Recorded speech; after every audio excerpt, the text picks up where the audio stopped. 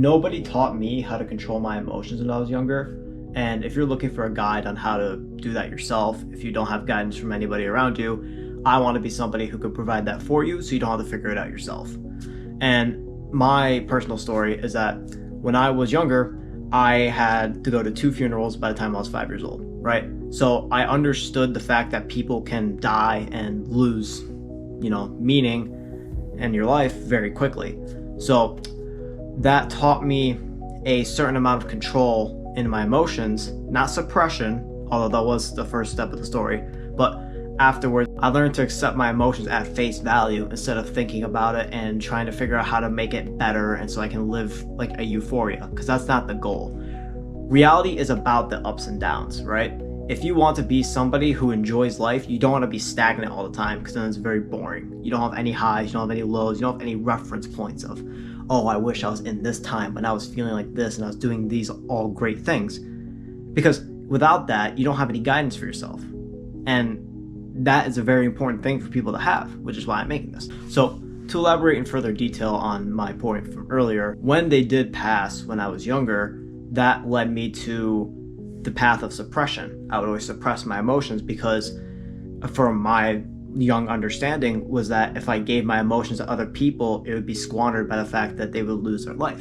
And I got scared of that. So I suppressed my emotions and I didn't want to open up to anybody easily because I feel like if I did, I'd lose them. And that's what my framework was built around. So that ideology of suppressing my emotions was the first mistake that I made. And the reason why I'm even telling you this is because a lot of people go down the same path, especially if they don't have guidance. And I'm no psychologist, I'm no big, super smart guy, but I can tell you my experiences, and hopefully by listening to this, it'll help you out when you have your own emotional turmoil to then make the correct decision for not only the other people around you, but for yourself as well. Because mental awareness, or actually taking care of your own mind, is a very important thing. So the first thing that taught me that I was actually good at being able to do this was actually years later when people would just kind of try to annoy me on purpose just to get a laugh out of it or whatever. But honestly, they ended up a lot more upset than I did. And when I look back at that and I observe those moments where this happened, it wasn't because I was the best, most calm person in the world, but it's because I naturally, since I had those experiences, I had a natural tendency to be able to block out any kind of anger or actions and words that people would say just to kind of get you worked up. And by rejecting those ideas and simply understanding that people feel emotions for certain reasons and it's usually superficial, I was able to just experience that and not really care. Because at the end of the day, you're not going to see them for the rest of your life. And even if you do, even if they are people that are close to you, you can work that out with them because they'll be understanding. It's the same way that people value, for some reason, strangers' criticisms and think of it as something they must attest to.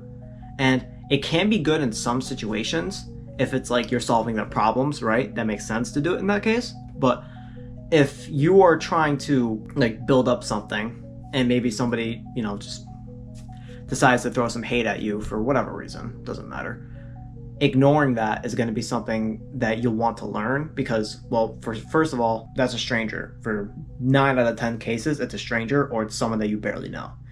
And in those situations, why would you even bother letting them have control over your own decisions and your emotions in your life, right? And accept the fact that people will just hate you for existing. And the reason why I said this is because a lot of people will do this. Speaking from experience, right? Like I've had plenty of people who enjoy my presence and we laugh, we have great conversations. But I've also had plenty of people that just will straight up not like you because you exist. There's no other reason. There's no valid credentials for their hatred. There's no valid understanding of, oh yeah, I know exactly how this person thinks and I hate them. That doesn't exist. It is literally out of the pure fact that they see you and they just say they don't like you. That's a thing. People do it. If you believe me or not, that's up to you, but you'll learn it the hard way when you go out into the real world and you see these things and you learn that some people will just hate you. Plain and simple. And there's nothing wrong with that, right? Because if everybody was accepting of everyone, that'd actually be a bad thing, since that would mean that no development of personal skills would be possible because every idea would be accepted as the same quality, which isn't true. Some ideas are simply better than others. It's just simple shit like that. That's what's going to differentiate you from being an emotionally reactive person to an emotionally responsive person. And I'm going to go into depth on that right now. There are 3 layers to emotional state that people get from the outside world. There's either reactive, responsive, or suppressive. And I said the other 2 in the wrong order. But reactive is when you immediately go for the first instinct that clicks into your mind when someone says something, right? That's where you get the fuck yous or go like yourself, stuff like that. But the other kind of response is suppressive. These are the type of people that will seem calm on the surface, seem okay with it, but then later down the line they'll lash out at someone else who really has no reason for withstanding that emotional outlash. It's just simply because they don't actually know how to control their emotions, they just know how to put on that face. And then there's emotional response. This is a different kind because you acknowledge the emotion as is, right? If you're feeling angry, you're going to feel angry, right? You can't just, you can partially delude yourself, but that usually leads down the suppressive path, and then you end up unleashing that out later. So by accepting your own emotions, right? Because sometimes you're going to be angry or upset for really no reason. That's just the way life is. And it's really just going to be down to who you are and what you are going to do with that emotion. Responsive people, like myself, will do a few things.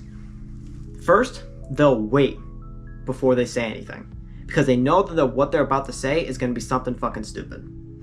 They've been through the reactive stage, they've been through the suppressive stage, they know what it's like to not allow their emotions to be as authentic and true as they are to themselves, and that emotion is what's going to cause them to later down the line just spill it out on somebody, or just it'll look ugly. It'll just look ugly. So wait a few seconds. That's the first step. The second step would be to then respond with something that is meaningful to the situation. Because the reactive people, they'll find something they don't like and they say, I don't like you, fuck off. Does that help anybody? No. Does it help themselves? Yes. Only because of their ego. That's reactive. Suppressive, they'll pretend that they acknowledge and understand what they're saying, but really they're just keeping it all internal, and then they won't say anything and their value could be missed. Because being angry or being upset, those are very normal emotions. Normal, like I experience them, you experience them, we all do. So why hide it? It's not like you're some type of monster if you show your anger at somebody, right? I mean, obviously, depending on the circumstance, and general emotional intelligence will tell you to not yell at a child if they make a minor mistake, right? You're not trying to become the drunk alcoholic dad who beats their kids. That's not the stereotype we're trying to build for here.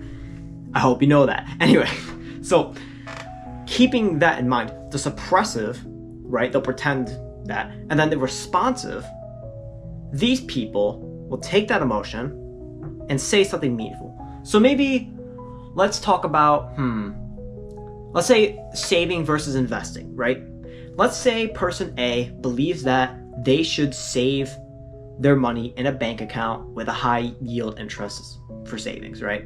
I said that really wordy, I apologize. But the investor believes that they should go into the stock market and go into S&P 500 or go into tech companies and try to build your wealth there. Both sides have reason to, they have objective truths to them, right? This side will say, oh, it's more safe, they're not going to take your money, it's not going to go into negative. This side will say, well, your money's going to go down because of inflation. Both very valid arguments. But if we take the reactive response, let's say the saving guy starts a conversation and he goes, I think saving's better because you're going to be taking that money and putting it in a safe place where people can't take it or it can't go into negative. And then you'll say, if you're reactive, well, I don't like your idea and I'm going to keep mine in investing then. That cuts the conversation entirely. Like, and then if you know, reactive people emotionally will always do this. They'll repeat what they're going to say over and over and over again in the conversation. If you have this disagreement, that's all they're going to do. They're going to repeat their point, they're going to cut you off, and then repeat their point again. It's very annoying, but you have to deal with it. Because a lot of people get stuck in that reactive state, mainly because they don't know otherwise, right? Most people don't have to deal with the fact that their family members are dying at 4 or 5 years old. They just don't. So they don't understand how to emotionally cope and build that resilience. And that's okay. Like, it would be better off that way, you know? At least from my own experience. But anyway, taking that into consideration, that reactive person is going to be someone who really never takes your point in as fully as they truly can. And neither is suppressive. That's why you want to be responsive. But for the suppressive type, what they normally do is they will actually listen to it a little bit. Not the whole way through, because they'll get lost in their own thoughts. If you're an overthinker, you might know this. And this doesn't have to do with conversation or anything. Maybe you're in class or you're at your job and someone tells you something. You remember the first sentence or so, but then it gets diluted. You're thinking about what to do tomorrow. Next week comes in for plans, and then all of a sudden it just all merges together and you forget everything. Totally normal. So a lot of people in that suppressive state will just go that route. They'll want to listen to you, but they don't know how. And then later on, when, we're going back to the saving versus investing example, if you say that same thing that I mentioned earlier to a suppressive person, they'll catch on a few things and they'll be like, okay, that's kind of interesting, but they'll never actually apply it. They'll never actually see for themselves what the results are. But they'll look at it and they'll go, okay, that's interesting. Nothing wrong with that. And then the responsive type are the type of people that will take their advice and apply it into their own lives and then come back to that person and say something later. This is where that waiting period comes into play. Remember earlier when I mentioned that for just a normal conversation? When it comes to this, if someone came up to me and they said, oh, you should go invest in this, right? I would go, okay, let me go look at it and then decide from there. And sometimes they'll say yes, sometimes they'll say no. I'm not saying you have to be a yes man to everything. That's actually what I don't want you to do, because then, like I said earlier, you don't get any self-growth. So you want to come up with the idea yourself. Look into that savings account, look into that investment and say, okay, that looks really good. However, I have this right now. So I leaned more towards what I already have, because if I change it, it's going to be more complicated for me. I might have to fill out a 1099B. That's an advanced tax form. Don't worry about it. And just things like that, right? You analyze the scenario, and then you'll say, well, I don't want to do this right now because it'll be complicated for me, and I don't feel comfortable doing that without having a certified financial planner. Okay. That doesn't shut down the conversation, but it actually shows your point. And if you're talking to two responsive people here, they can look at you and go, that's interesting. I should probably go look and make sure that I am actually taking a safe route towards my future financial planning. Hence, both people get a positive result out of a disagreement. Isn't that crazy? It's that simple. It's really that simple. And I know I dragged it out a little bit, kind of explaining it, but if I wasn't having to explain a conversation and actually have one, this could take the grand scheme of 2 minutes. That's all it takes. 2 minutes. Hell, 2 seconds even. The reactive person, the suppressive person, they take 2 seconds for their response and they leave. The responsive person, they dig down into their own mind and see what they can change for the greater good of themselves and for the other people around them. So, and since you have this responsive mentality, it actually helps you a lot with emotional resilience, because you start to focus on improving yourself instead of pleasing other people. Because at the end of the day, you're not going to be able to please everybody. That's just how life is.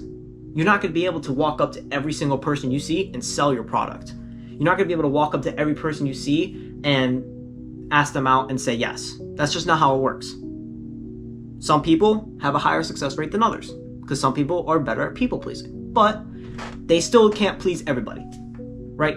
So next time when you enter a conversation or you're going about your day and someone says something you disagree with or it's contrasting, actually take the time to pause, understand what they said, and come up with a deliberate response that psychologically demands them to prove themselves as well. Because the best part about being responsive is that you'll know if somebody is willing to improve or not based on the fact that if you ask them a question and they repeat the same thing. If they repeat the same thing and they don't even think about it, then they don't care. Then don't waste your time. That person is not worth it. But if you find someone who's willing to sit down and talk about the things they disagree with, that is simply a much better person to be around because they are actively trying to develop their skills for the greater good. Because obviously, you're not trying to do it to become worse. Like, that should be a simple understanding. But a lot of people struggle with that because they are always reactive or suppressive and they aren't really thinking about themselves. They're thinking about other people while doing this, right? Because they'll think, oh, here's an example of the reactive type. They'll look in and they'll go, oh, I can't tell that person this because I think it's false. They're always thinking about the other people, but they aren't thinking about themselves. Because in order for you to teach something, it has to come from you first, right? You have to learn and experience that suffering or that change or that progress. And then you can tell others about how to deal with it. And then you can tell others, okay, this is what I did. This is how it worked for me. It might not work for you, but try it anyway. Because it's a lot better for you if you just go through the process yourself instead of listening to it from another person. And so let me get my final note in here. Emotional control is ultimately determined by how observant and accepting you are of the present moment. If you can't slow down, take a deep breath, and understand that this emotion will pass, and that it's much better for you to sit down and think about it for a little while before creating your response, then you'll never truly achieve the emotional mastery you're looking for. Plain and simple.